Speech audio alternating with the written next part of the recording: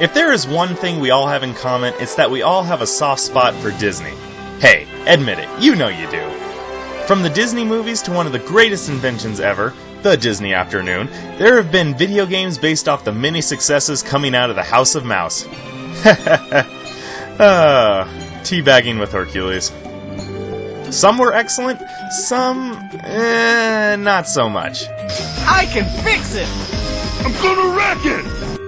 But regardless, it's time that we talk about the awesomeness that is Disney. This is Filmtricity's Top 10 Disney Video Games.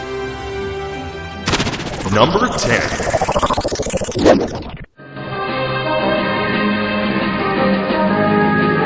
Released around the same time as the Eddie Murphy movie, the Haunted Mansion game has little to nothing to do with it, and some would probably argue that that is for the better. It's more based off the Disney attraction, which has you traveling around an old house and encountering a variety of ghosts ripped straight from the ride, along with some of the iconic rooms. You play as the nervous Zeke, whom is guided by Madame Leota to collect 999 ghosts with your lantern.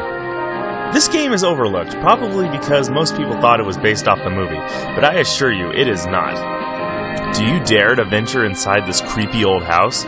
Of course you do, because Haunted Mansion is a hidden Disney gem, and it's a whole lot of fun. Go check it out. Number 9.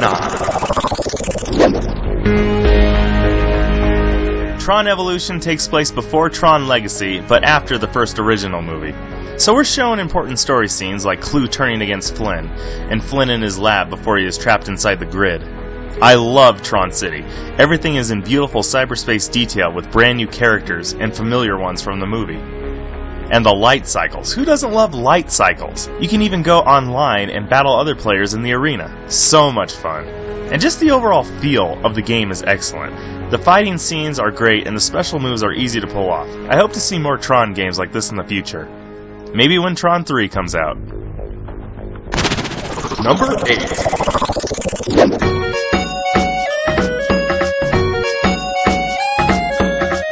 Remember how big The Lion King was when it came out? It was huge, and of course being in the era where movie games were more accepted, The Lion King was a large success on the Super Nintendo and Sega Genesis. This game did a great job of pulling scenes right from the movie and making them into great levels.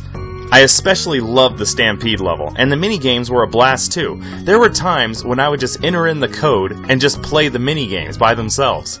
That code was a lifesaver, because that game was actually harder than I thought it was going to be. Dare I say that The Lion King the game is just as much fun as watching the movie? You bet I do! Number 7. One of my all-time favorite cartoons from when I was a kid, Chip 'n Dale Rescue Rangers. When it was made into an NES game, I had to have it. Probably the best part about it was its co-op. You and your friend could control Chip and Dale in their quest to bring down Fat Cat. While on their way, the other Rescue Rangers would help out too. Gadget gives you tips on how to get through some of the levels, Monterey Jack clears paths for you, and Zipper makes you momentarily invincible while he takes care of all the enemies on the screen. If you haven't played this game in a while, dust it off and pop it back into your Nintendo.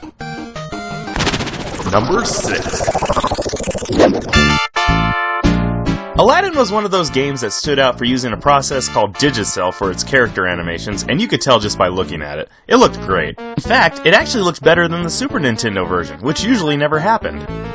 One thing that I loved about this game were all the hidden things, like standing Aladdin so that he leans into the Mickey Mouse ears and it will give you a 1-up. That's so funny. And the inside the lamp level with the Sega Genesis in the background. I love attention to detail like that.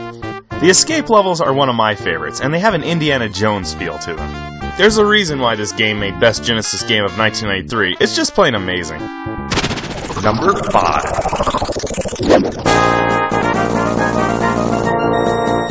Pluto has been captured by Emperor Pete, and it's up to Mickey Mouse to travel across the land to save him. Along his journey, he is given a variety of power-ups. Magic Mickey, which can allow you to shoot magic beams and breathe underwater through air bubbles. Firefighter Mickey, that shoots water through a hose. And my favorite, Climber Mickey, who uses a grappling hook. This game has that nice balance of difficulty. It's challenging, but it's not too challenging that you get angry at it that you stop playing. It's just right. If you haven't played any of the Mickey Mouse games from the 16-bit era, this is definitely the one to pick up, and it still holds up today as a great gaming experience. Number 4. The terror that flaps in the night, the hero of St. Canard, one of the greatest characters Disney has ever come up with, and this was one of the coolest platformers of the time. You travel around the city fighting a variety of Darkwing Duck's regular enemies like Quackerjack, Liquidator, and Bushroot, along with a boss that was made specifically for the game, Wolf Duck. The gas gun is your primary weapon, but you are also equipped with one of the coolest items in video games, the cape. You can block projectiles with it, and oddly enough, even cannonballs. Think about it. Darkwing Duck is blocking cannonballs with his cape. I don't think I need to say any more about how cool this game is. Number 3. Epic Mickey marked the return of one of Walt Disney's original characters from the 1920s, Oswald the Lucky Rabbit. And what do you do when you regain rights to a character? Make a game, of course, and a good one at that. The atmosphere of the game is vastly different than all the other Mickey Mouse games that came before. This one is much more darker and has a steampunk feel to it. You play as Mickey Mouse and armed with a magic paintbrush to restore the surrounding land. Which, it was Mickey that ruined in the first place. I started a game and I thought, okay, I'll play for a while and then I'll be good. But it is so addicting, I had to keep playing. There is a reason why this game received so many awards when it was released. Number 2.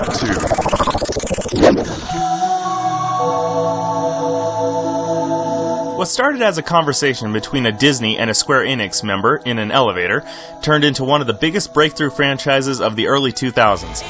When the sequel came out, it had even more to offer than the first game, especially in the story. Sure, at times you would scratch your head at it, but once you figured it out, you were still lost. One of the coolest parts about this game was fighting 4 Final Fantasy characters at once in the Coliseum. Now that was a challenge. Who would have thought a mixture of characters like this would have worked so well? Now, I know what you're thinking. If Kingdom Hearts, one of the greatest things Disney has ever put their name on, didn't get first place, then what did? Well, if you were a fan of Disney and played games in the early 90s, then you know exactly what's coming up next.